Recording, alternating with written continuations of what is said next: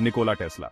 हो सकता है ये नाम आपको एडिसन या आइंस्टाइन जितना जाना पहचाना ना लगे, लेकिन आज के समय में हमारी दुनिया पर उनका प्रभाव साफ दिखाई देता है। टेस्ला एक सच्चे विजनरी थे। बिजली और चुंबकत्व के क्षेत्र में वो सबसे आगे थे। उनके आविष्कारों ने ही आज के आधुनिक पावर ग्रिड की नींव रखी। टेस्ला ने एक ऐसी दुनिया की कल्पना की थी जो स्वच्छ और असीमित ऊर्जा से चलती हो। उन्होंने एक ऐसे भविष्य की कल्पना की थी जहां जानकारी बिना तार के दूर दूर तक पहुंचती हो।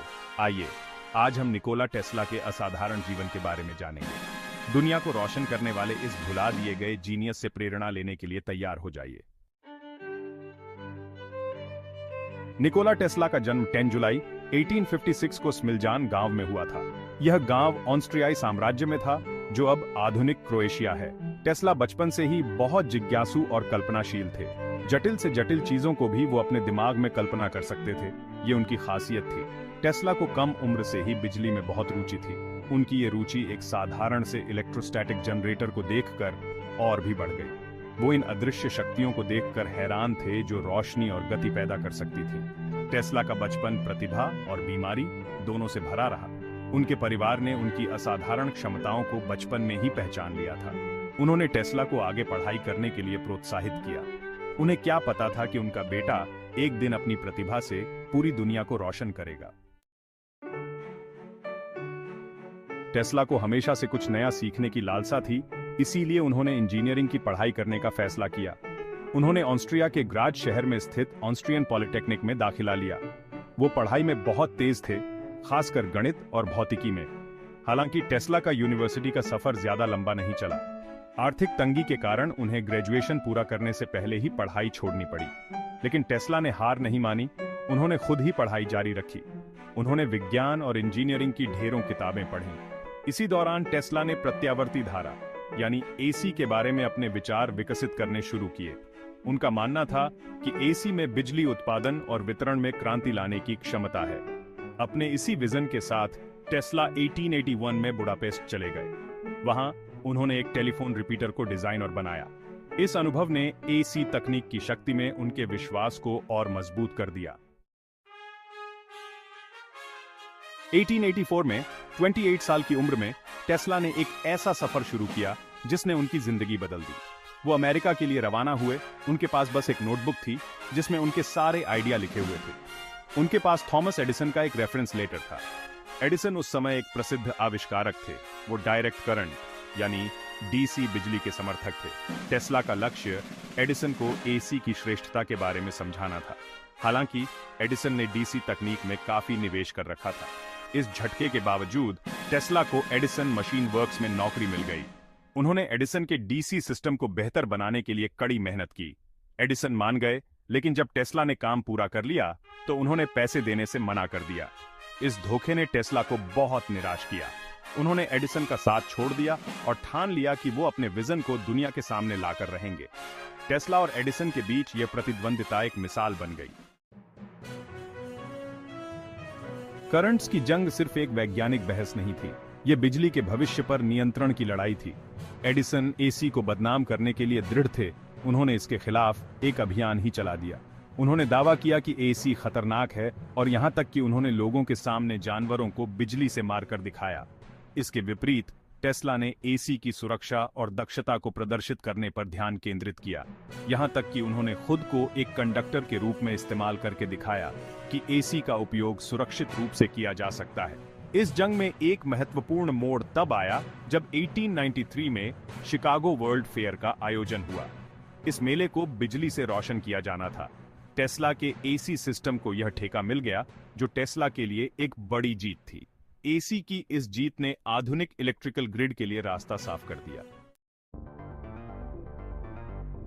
टेस्ला की प्रतिभा सिर्फ एसी तक ही सीमित नहीं थी।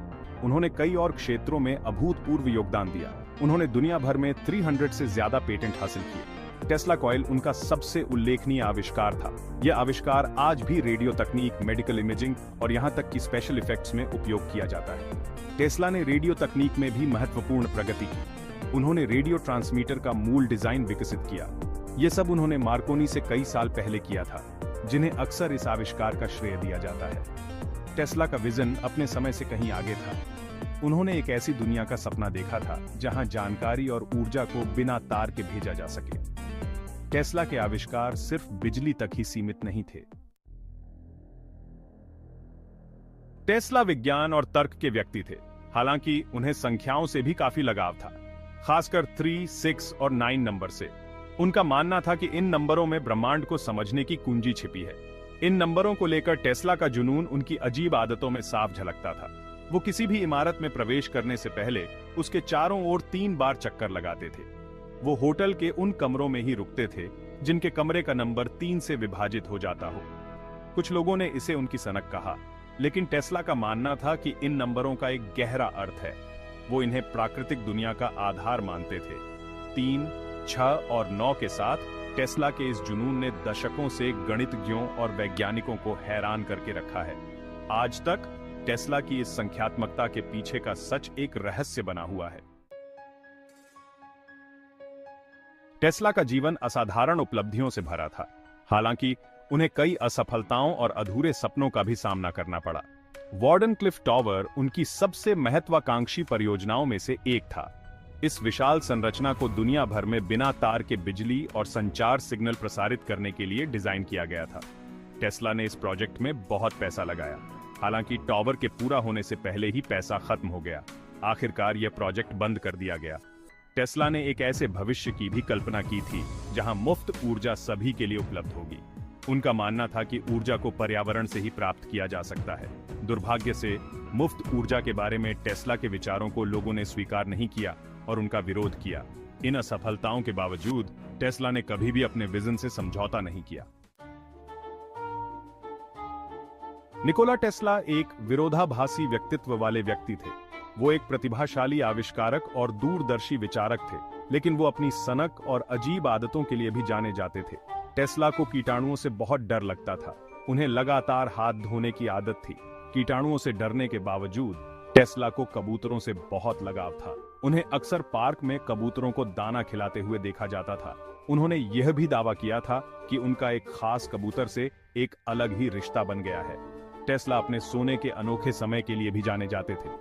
उनका कहना था कि उन्हें रात में सिर्फ 2 घंटे की नींद की जरूरत होती है। अपने वैज्ञानिक शोध के अलावा टेस्ला को प्राचीन संस्कृत ग्रंथों में भी बहुत रुचि थी। निकोला टेस्ला का निधन 7 जनवरी 1943 को न्यूयॉर्क शहर के एक होटल के कमरे में हुआ था। वो उस समय 86 वर्ष के थे। मरते समय उनके पास पैसे नहीं थे और लोग उन्हें लगभग भूल ही चुके थे। लेकिन टेस्ला एक ऐसी विरासत छोड़ गए जो आज भी लोगों को प्रेरित करती है। टेस्ला के आविष्कारों ने हमारी आधुनिक दुनिया की नींव रखी। उनके काम ने प्रत्यावर्ती धारा, रेडियो, रोबोटिक्स और अनगिनत अन्य तकनीकों के विकास का मार्ग प्रशस्त किया। स्वच्छ और असीमित ऊर्जा से चलने वाली दुनिया का टेस्ला का सपना आज पहले से कहीं अधिक प्रासंगिक है। आज दुनिया की अग्रणी इलेक्ट्रिक कार कंपनी का नाम टेस्ला है। वो पॉप संस्कृति में एक आइकन बन गए हैं जो इनोवेशन, रचनात्मकता और ज्ञान की खोज का प्रतीक है। टेस्ला की कहानी हमें याद दिलाती है कि महान आविष्कार अक्सर उन्हीं लोगों द्वारा किए जाते हैं जो लीक से हटकर सोचने की हिम्मत करते हैं। आज जब हम तकनीकी प्रगति के एक नए युग की दहलीज पर खड़े हैं, तो आइए हम निकोला टेस्ला की विरासत को याद करें। आइए हम एक ऐसे भविष्य के निर्माण का प्रयास करें जो उनके असाधारण विजन के योग्य हो।